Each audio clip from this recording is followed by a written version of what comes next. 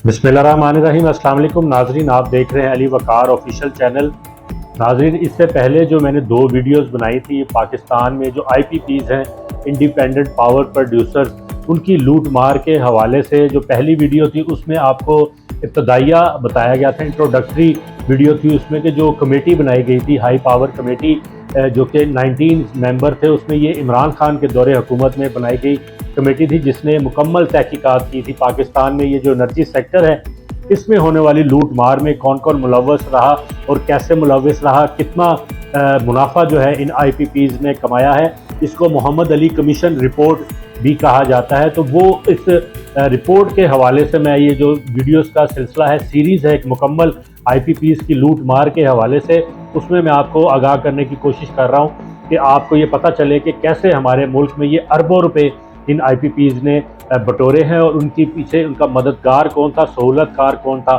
तो उसके लिए चैनल को आप सब्सक्राइब करें, बेल का बटन दबाना मत भूलिएगा कि जैसे ही कोई नई वीडियो इस सीरीज़ के हवाले से मैं अपलोड करूं उसका नोटिफिकेशन फौरी तौर पर आप तक पहुंच जाए। जबकि ये ऊपर आपको लिंक नज़र आ रहा होगा, इसमें जो प्ले लिस्ट वाला लिंक है, इस प्ले लिस्ट को आप खोलेंगे तो वहाँ पर आपको ये आईपीपी से रिलेटेड अब तक जो 2 वीडियोज़ बना चुका हूँ वो भी आपको वहाँ पर देखने को मिल जाएंगी।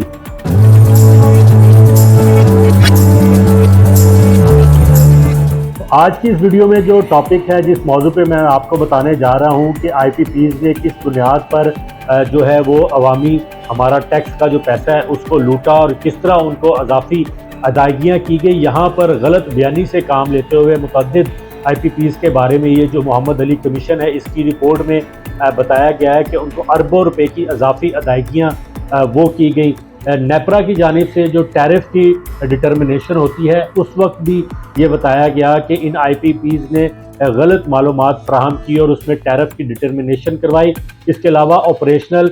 या कमर्शियल ऑपरेशन शुरू करते वक्त जो टैरिफ की एडजस्टमेंट करवाई जाती है उसमें भी बताया गया है कि इन्होंने मिस रिप्रेजेंटेशन के ज़रिए मुनाफा जो है वो हासिल किया, एक्सेस मुनाफा हासिल किया। जायज़ मुनाफा जो उनका बनता है वो तो ज़ाहिर है हर उस शख्स का मुनाफा बनता है जो सरमायाकारी करेगा या जो कारोबार करेगा, उसका एक जायज़ जो मुनाफा होता है वो सबके लिए जो है वो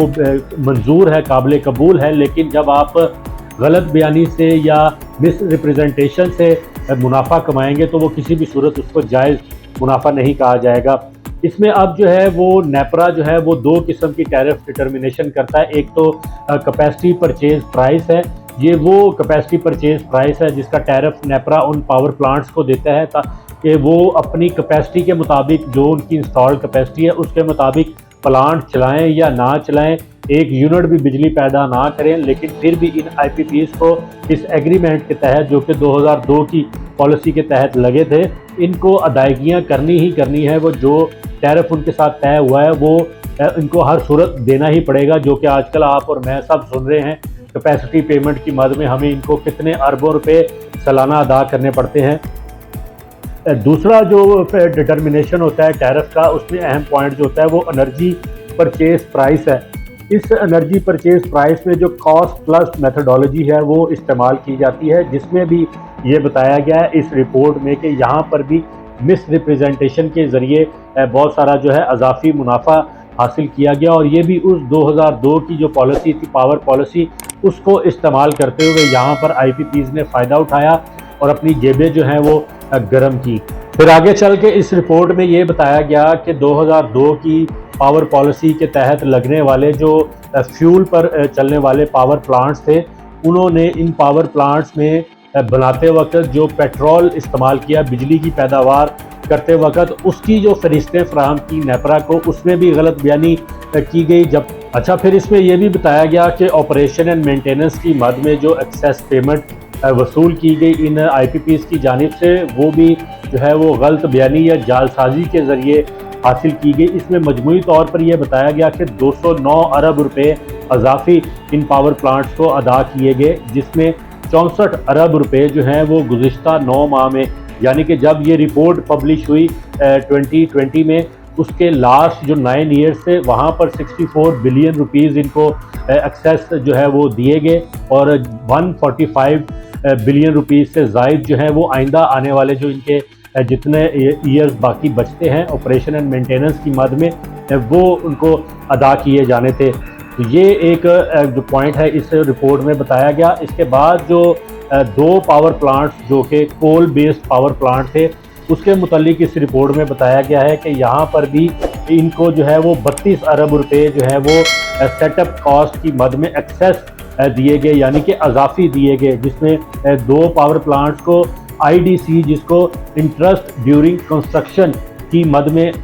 32 अरब रुपए जो मैंने आपको पहले बताया, ये इनको IDC यानी इंटरेस्ट ड्यूरिंग कंस्ट्रक्शन की मद में दिए गए थे। इसमें ये बताया गया कि जो नेपरा की जानिब से इनको सहूलत दी गई कि वो IDC की मद में 48 मंथ्स का उनको पीरियड दिया गया, जबकि ये जो तमाम प्लांट्स थे ये तकरीबन 27 से 29 माह के अंदर मुकम्मल हो गए और बाकी तकरीबन 1.5 से पौने 2 साल जो इनके बाकी बचते थे उसमें इनको अजाफी पेमेंट्स जो है वो दी गई। इन 2 कोल बेस्ड पावर प्लांट में जो कि मारूफ मशहूर ज़माना Sahiwal power plant, coal power plant, जो कि